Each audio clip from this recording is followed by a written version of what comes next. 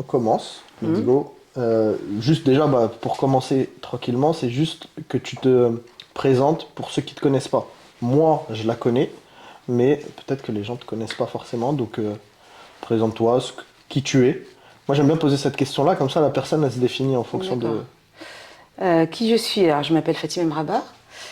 Je suis monitrice éducatrice auprès d'enfants porteurs de handicap, donc polyhandicapés, depuis 20 ans. Je suis maman de 2 enfants aussi. Et voilà. Ok. Et tu travailles où? Dans quel... Alors, je travaille à l'EAP, donc à Sens, c'est EPNAC.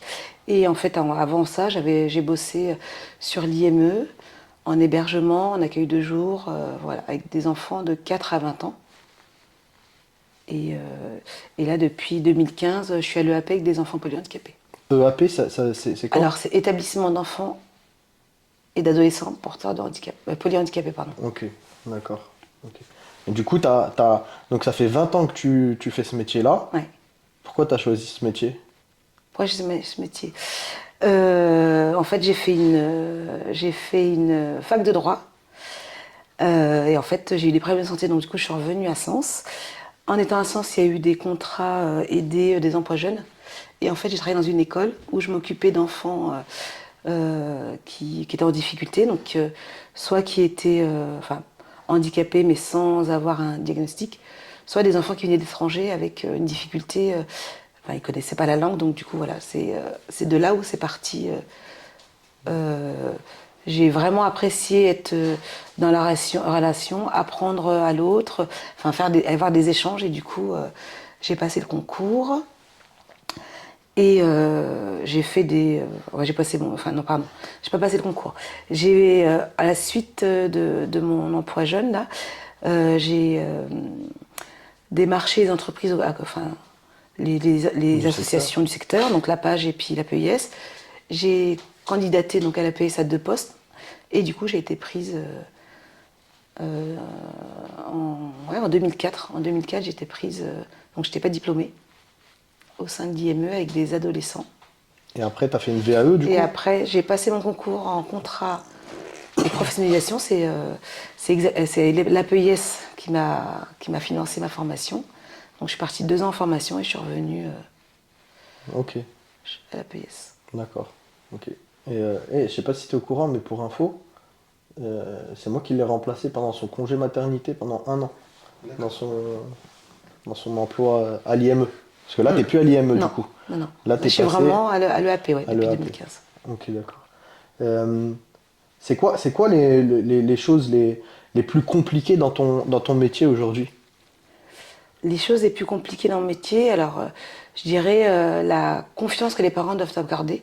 Parce que du coup, on est avec des enfants de 3 à 18 ans qui ne sont pas verbaux. Donc du coup, on est dans le ressenti. Et en fait, je pense que la confiance avec les parents, c'est le plus important au départ pour que l'enfant puisse aussi, euh, comment dire, nous faire confiance et du coup on puisse travailler et apprendre à se connaître et apprendre à mettre en place des choses, enfin voilà, l'accompagner comme il faut. Mais je pense vraiment que on n'est pas, on peut pas travailler comme il faut. Enfin voilà, si on n'a pas la confiance des parents et de l'autre côté, si on n'a pas une cohésion d'équipe, si Ouais. l'équipe, enfin si on n'est pas tous ensemble pour le bien-être de l'enfant. Ok, d'accord. Et est-ce que en termes de, vous avez les moyens dans ce milieu-là, là, du handicap? Est-ce que les moyens sont là? Parce que on a reçu il n'y a pas longtemps une maman qui disait il n'y a pas assez euh, de moyens. Alors c'était financier ou humain, je sais plus c'est ce que c'était. Est-ce que c'était des moyens financiers ou humains qui manquaient? Financiers, je crois qu'elle parlait de moyens financiers. Elle Financier. disait c'est pas forcément l'humain, on pense souvent que c'est l'humain qui manque, mais c'est les moyens financiers. Est-ce que vous êtes... Alors nous, dans la structure où je travaille, les moyens humains et financiers, enfin voilà, on sent que effectivement il y a des difficultés de financement des ARS et du CD. Hein, ça c'est une réalité de terrain. Mais du coup, enfin, on a la chance dans le secteur enfance de pouvoir être en nombre par rapport aux enfants. Donc moi sur le groupe où je travaille par exemple, on est 5 pour 5 enfants. Donc c'est vraiment enfin, l'idéal. Après effectivement secteur adulte, là il y a enfin, on dégringole et ils sont beaucoup, enfin, ils sont souvent deux accompagnants pour 12, 13 résidents. Donc effectivement, la prise en charge est différente. Ok. Et là, toi, actuellement, tu es avec les enfants Oui, donc je suis avec des uniquement? enfants de 3. Sur mon groupe, ils ont entre 3 et 7 ans. Ok. Et du coup, on a 2 enfants qui sont en inclusion scolaire, donc qui vont à l'école Jeanne d'Arc, où on a été super bien accueillis. Vraiment, que ça soit la direction, enfin, dans la classe avec les 2 maîtresses, ou que ça soit enfin, les autres instituts vraiment bien accueillis. Et on va donc 2 demi-journées par semaine, le mardi et le jeudi matin, pour travailler plus tout ce qui est socialisation, règles de vie en classe, comment écouter, enfin attendre de prendre la parole, enfin la patience, la frustration, enfin voilà. Et ça existe depuis combien de temps? Là, c'est la 2e année. Ok. Et avant, en termes d'inclusion, il n'y avait pas ce genre de... Interaction, il n'y avait pas dans tout ce qui était scolaire, non. Il y avait d'inclusion, on n'appelait pas ça comme ça, enfin on faisait plus des échanges avec la bibliothèque de Véron ou avec des foyers, donc soit sur les PNAC, maintenant c'est PNAC, enfin, soit avec des foyers extérieurs, enfin par le biais de voilà, bibliothèque, c'était le support, on se rencontrait à la bibliothèque de Véron pour lire un livre et du coup on avait des échanges. Mais enfin, voilà, Ouais, ok. c'était déjà... Ok, ok. Et en termes d'inclusion, qu'est-ce qui serait judicieux de mettre en place selon toi? Je dis souvent, si tu avais un super pouvoir, qu'est-ce que tu préconiserais à la société pour favoriser Je pense qu'on a peur de se mélanger, nous aussi, avec nos résidents. Et en fait, vraiment, là on le voit, le fait qu'on aille à l'école, le fait qu'il y ait des centres de loisirs, le fait que, qu'on puisse se mélanger vraiment c'est pas parce les enfants ont 3 ans qu'on va à l'école que ça y est, on a gagné. Enfin vraiment, là, pour qu'une société soit plus inclusive, je pense que vraiment, il faut que tout le monde travaille et que l'handicap soit... Le fait d'être porteur de handicap, c'est effectivement par naissance, mais c'est aussi des accidents de la vie. Enfin, moi, demain, je peux avoir un accident et Mm. être handicapé, enfin, et que les gens puissent se dire que c'est pas contagieux, en fait. Parce qu'on a encore ce regard où les gens ont l'impression que bah, si on se touche, ou est-ce que je vais pas, ou voilà. Effectivement, il y a aussi il y a besoin aussi d'empathie et pas de pitié, vraiment de l'empathie, parce que ça, c'est aussi et qu'on puisse voilà, se mélanger, aller à l'école, aller au centre de loisirs, aller en cours sans avoir un regard, et que les gens osent aussi poser des questions, parce que des fois on a peur de ce qu'on ne connaît pas, mais interpeller l'accompagnant ou le résident, et voilà, pour et, pouvoir vivre ensemble. et qu'est-ce qui fait que des personnes aujourd'hui aient encore peur, selon toi? Moi, je pense que la peur de l'inconnu, Ouais. la peur de l'inconnu, et puis peut-être plus la pitié. Et du coup, ça se transforme en un regard un peu pas positif en tout cas. D'accord. Ok. Et quelles sont, c'est quoi une journée type par exemple?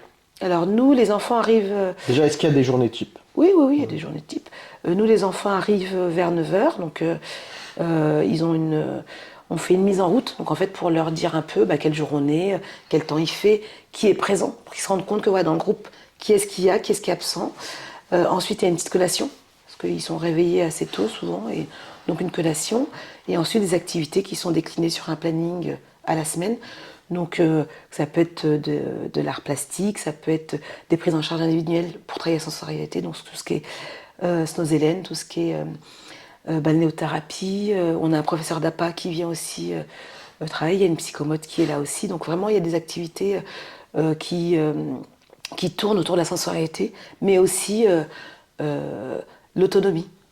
Donc en fait, on va travailler aussi avec un ergothérapeute pour un enfant qui prend la cuillère, qui va commencer à manger. Enfin voilà, il y a plein de petites activités qui sont faites tout au long de la journée et du coup qui permettent un accompagnement, mais surtout une autonomie, prise en charge Ok. d'autonomie pour le jeune. Ok. Et dans ce métier-là, ça va, parce que toi, ça fait 20 ans. T'envisages de finir ta carrière dans ce milieu-là. Est-ce qu'on s'épuise pas à un moment donné? Est-ce que c'est pas... Ah, l'épuisement professionnel est une réalité. Si, si, c'est un épuisement. Après, moi, je sais que j'ai entre 7 et 10 ans, je ne reste pas au même endroit. Enfin, voilà. J'ai besoin d'aller voir ailleurs aussi. Quand je sens que j'ai fait le tour, voilà, même si j'adore ce que je fais, j'ai besoin d'aller voir ailleurs et me confronter à d'autres choses. Après, il y a des gens, moi j'ai des collègues qui sont là depuis 30, 35 ans. Enfin voilà, après chacun ressent ou a un besoin. Mais moi en tout cas, ouais, c'est pas quelque chose qui. Enfin, même si j'aime mon travail, je ne resterai pas Ouais. au sein de l'EAP. Ok. Et du coup, c'est quoi la grosse différence que tu as trouvée entre l'IME et l'EAP où tu es actuellement? Alors l'IME sont marchands, ils peuvent être verbaux et en fait ils peuvent donner leur avis. Euh, Ils peuvent dire oui, non. Effectivement, là, à l'EAP, on est dans un ressenti. On est vraiment dans l'observation de ce qu'on peut faire avec l'enfant. Donc, on sert beaucoup et en fait, on met des choses, on tâtonne, on met des choses en place qui peuvent des fois s'avérer être justes et puis des fois, ben voilà, on retravaille. On a maintenant aussi un travail qui est mis en place par des référentes communication où on travaille la communication par des pictos, enfin voilà, elles font un travail extraordinaire pour près des enfants et elles nous guident un peu pour que l'enfant puisse aussi donner son avis et essayer d'exprimer, de s'exprimer. Ça demande quoi comme qualité hein, en tant qu'humain? Ça demande quoi comme qualité pour faire ce... Qu'est-ce qu'il faut comme qualité pour faire ce métier-là? Je pense qu'il faut aimer l'autre, il faut aimer enfin, oui, l'autre, avoir de l'empathie, de la patience, je dirais, et savoir se remettre en question. Des choses, je dirais, ouais, de l'empathie, savoir se remettre en question, prendre de la hauteur, parce que du coup, ça peut être aussi très violent, parce que du coup, on rencontre des enfants avec des pathologies, avec des fois des durées de vie aussi. Donc vraiment, il faut pouvoir prendre de la distance, de la hauteur aussi sur nos... Et pas amener ça chez nous, donc ça c'est facile, mais on travaille avec ce qu'on est, avec nos émotions, et voilà, on est dans une relation où on donne et on reçoit énormément. Et c'est vrai que, voilà, il y a un moment donné, il faut faire vraiment attention à pas dépasser cette ligne. Et, enfin, ce sont des personnes avec lesquelles on travaille, et ce ne sont pas nos enfants, ce ne sont pas, enfin, c'est pas notre famille. Et du coup, voilà, des fois, c'est vrai que ça peut être, ça peut être une ligne, voilà, très compliquée. Et justement, comme tu es une maman et une professionnelle, est-ce que faut se préserver? Est-ce que le travail, des fois, empiète pas sur la vie perso?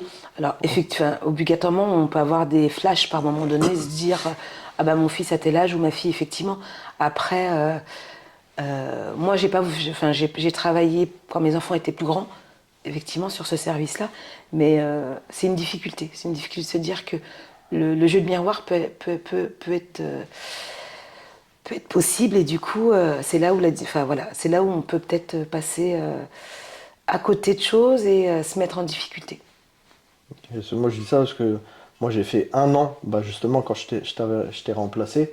Et juste moi, à mon niveau, dès que après les enfants se plaignaient ou quoi aux caisses, bah, en fait, je faisais tout le temps la comparaison et du coup, j'étais plus dur avec mes propres enfants parce que je faisais ce métier-là. C'est pour ça que je dis ça. Et c'est vrai que dans ce milieu-là, il y en a, tu vois, c'est épanouissant, t'as envie, mais des fois, il y a aussi le revers de la médaille qu'on voit pas forcément et c'est important aussi Ah oui, je suis d'accord, je d'en suis parler. d'accord. Et c'est vrai qu'il y a des fois où tu sens que...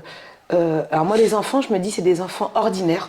Ils sont porteurs de handicap, mais c'est des enfants comme toi chacun. Donc en fait, on essaye de se positionner aussi de cette manière-là, en disant, bah, effectivement, parce que sinon, on va excuser, ah bah, il a fait une crise, bah oui, il est handicapé. Ah, enfin, et qu'effectivement, non. Il est là aussi pour... enfin, on est là aussi pour pouvoir lui faire comprendre que effectivement la frustration c'est compliqué mais on la vit tous au quotidien Ouais.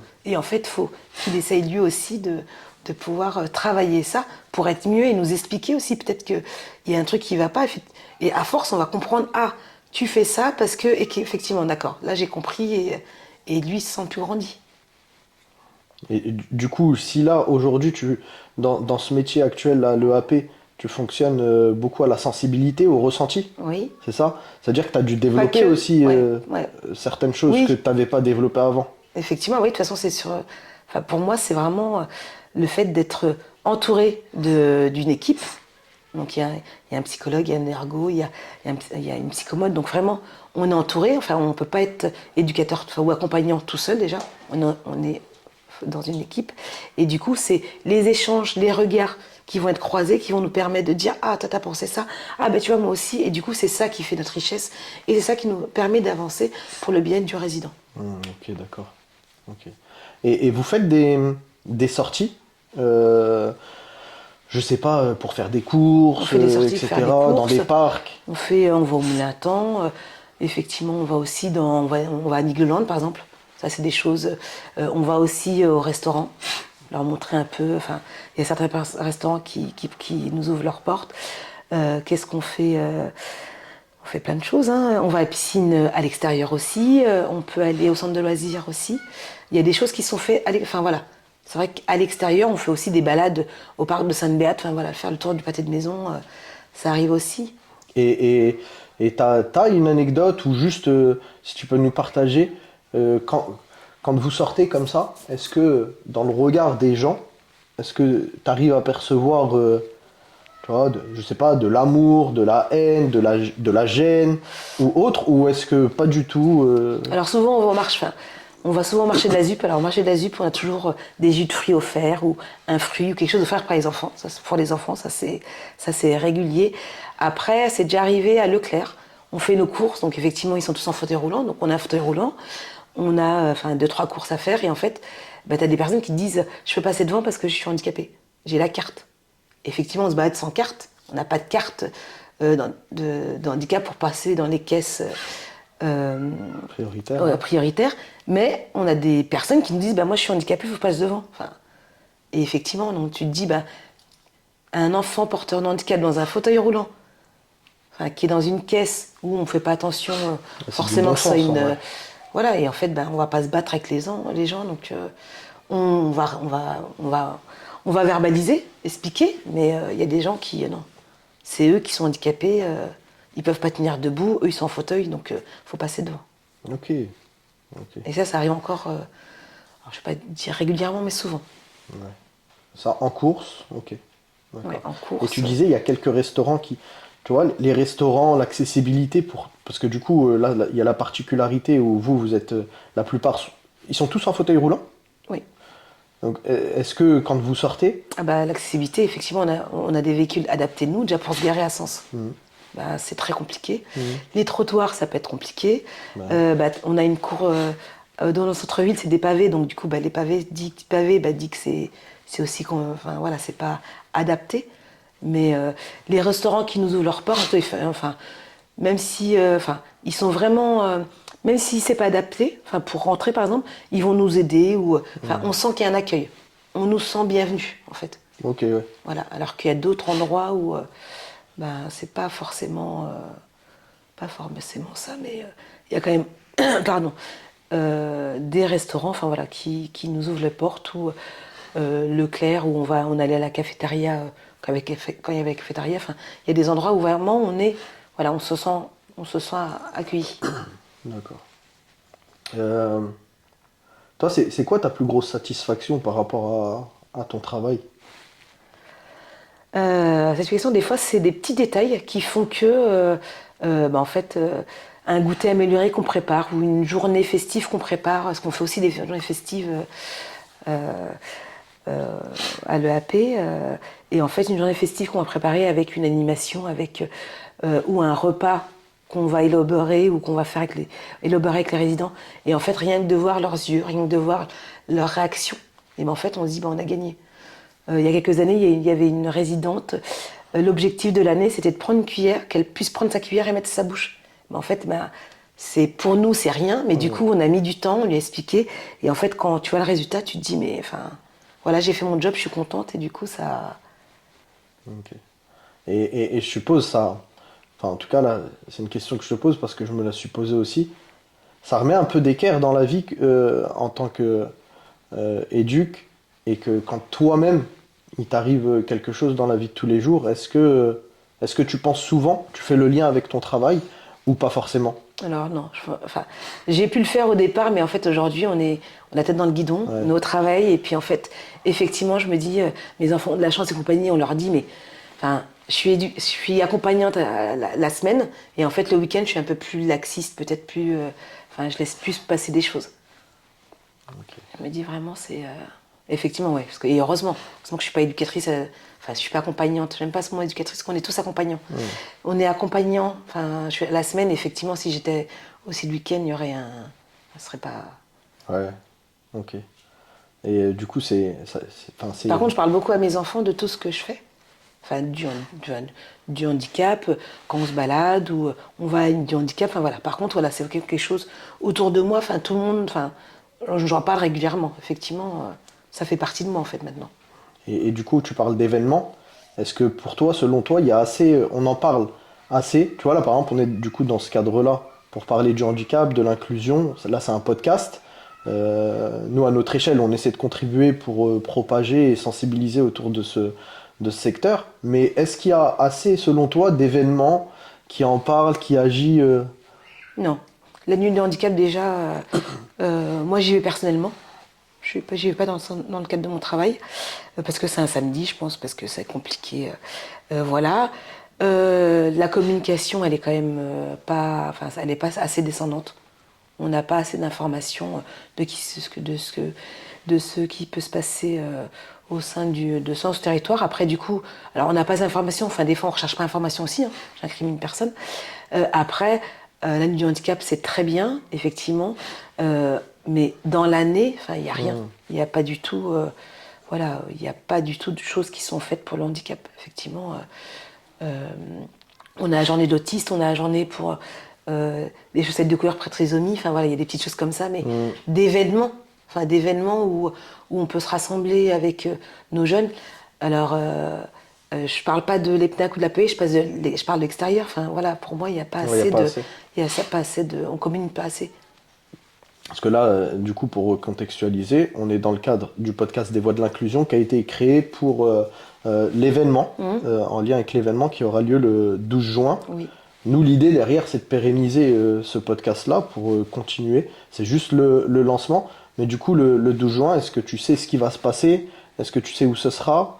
Euh, et toi, Alors, dans quel cadre tu interviens là-haut? Est-ce que tu interviens et si oui, alors, dans quel moi, cadre? j'interviens pas dans le cadre de le fait que je sois salariée de l'EPNAC. C'est plus, en fait, avec tout ça, je fais partie d'un club sérieux qui s'appelle l'Agora. C'est des femmes de plus de 45 ans qui se réunissent pour mettre en place des actions et reverser, enfin des actions, donc, et reverser les fonds de ces actions à plusieurs associations.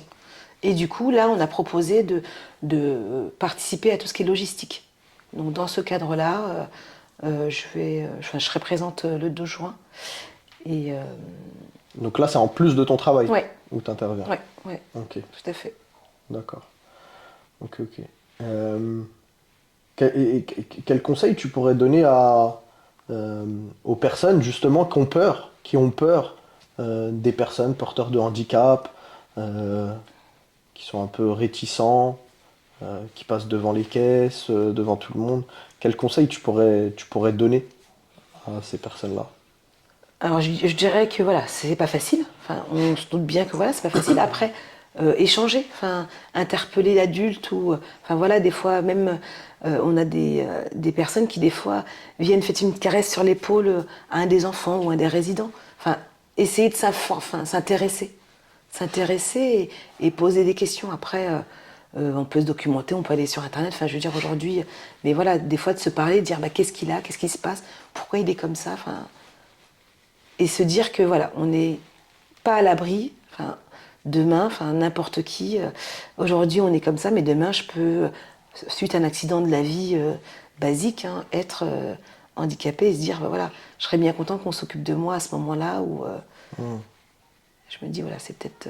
Et des fois, on passe à cause de choses parce qu'on a peur et voilà, se donner la. Enfin voilà, des fois, peut-être une petite impulsion de se dire, ben voilà, un petit sourire. Des fois, rien qu'un petit sourire, mais en fait, ça va amener une relation, la discussion. Et du coup, voilà, ça peut permettre ben voilà, de planter. Voilà, on a planté là, et puis ça replante, et puis du coup, ça. Et des jeunes porteurs de handicap, est-ce que tu as déjà eu des retours où ils le ressentent ça? Ou ça, c'est vu que par les accompagnants? Ouais, je pense qu'ils non, ils le ressentent pas. Ils le ressentent Non, ils pas? le ressentent pas. J'ai pas. Enfin, moi, j'ai pas eu l'expérience où ils le ressentaient. Ok, Vraiment. Et d'accord. heureusement. Je vais sortir juste une petite question.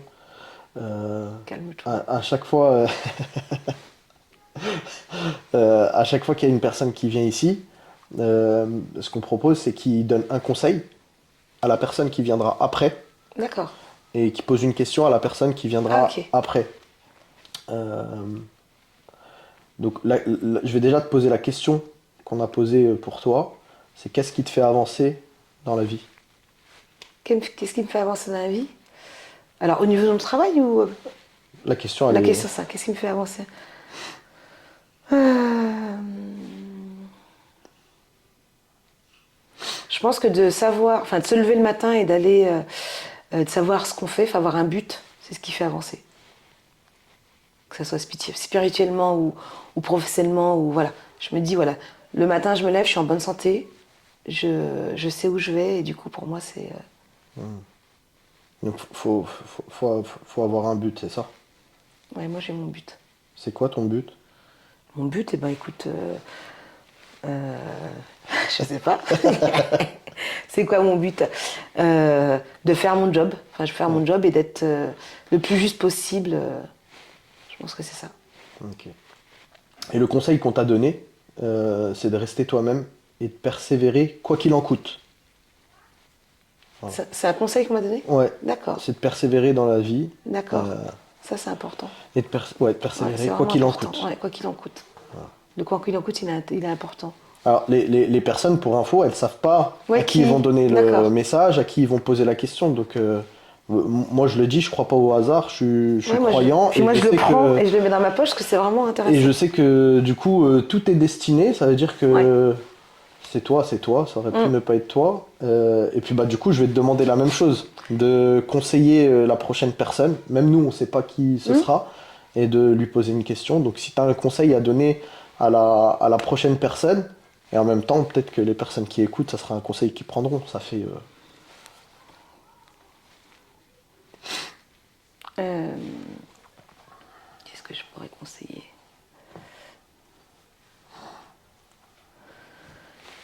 Peut-être un peu enfin, de psychologie. Je dirais que voilà, la vie est pas facile, mais du coup, effectivement, faut se donner les moyens et se dire que tu t'es réveillé, t'es en vie, et ben écoute, c'est génial, allez, on y va. Ok, donc la vie n'est pas facile. Euh, Tu t'es levé, tu t'es réveillé, t'es en bonne santé, et du coup, voilà, il faut se donner les moyens. ouais. Ok. Ok. Et la question que tu aimerais poser à la prochaine personne,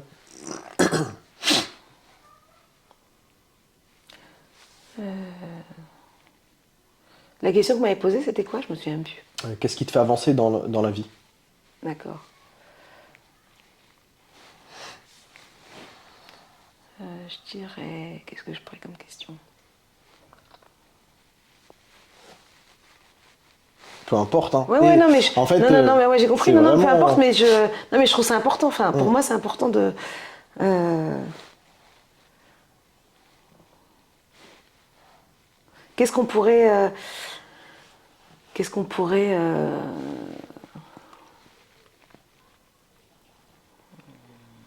tu cherches la tournure là. Non, non, non, non, je Ouais. cherche ma question. Je veux dire, qu'est-ce qu'on pourrait améliorer dans l'inclusion, mais du coup, c'est pas précis, c'est ma question.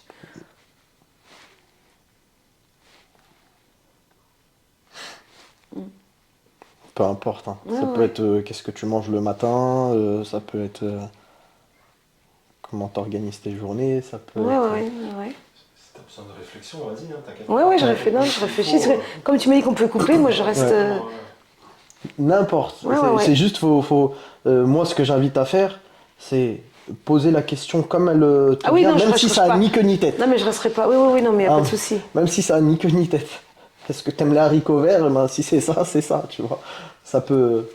Pourquoi elle a décidé de venir au podcast? Ok. Voilà. Ok, voilà.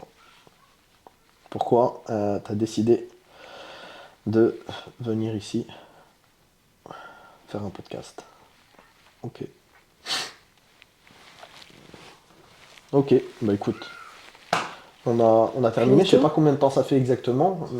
Ouais, j'allais dire ça fait une demi-heure. On est dans les temps. Donc bah merci pour clôturer. Ça va, ça a été? Merci à toi d'être venu. Merci à Salim qui est là parce que Ouais. Salim on le voit pas mais Bah, alors, je il croyais que est je t'ai toujours appelé. là. Je croyais que c'était pas à Sally. Ouais. Ouais, en fait, Ok. je suis converti à l'islam. Ok, ouais, ouais, ouais. Ouais, j'ai. Donc Non, voilà. je me suis dit, c'est le prénom qui m'a. Mais pour clôturer, je te remercie d'être venu toi, de nous avoir Ouais. partagé un petit peu ton milieu professionnel et pas que. Et puis, faut pas oublier le 12 juin, la soirée qui aura à Sens, autour de l'inclusion. Et puis on attend de recevoir d'autres personnes. Mm. Si tu as quelque chose d'autre à partager, n'hésite pas. Et sinon, on peut s'arrêter là. Non, bah écoute, merci de ce moment. C'est good.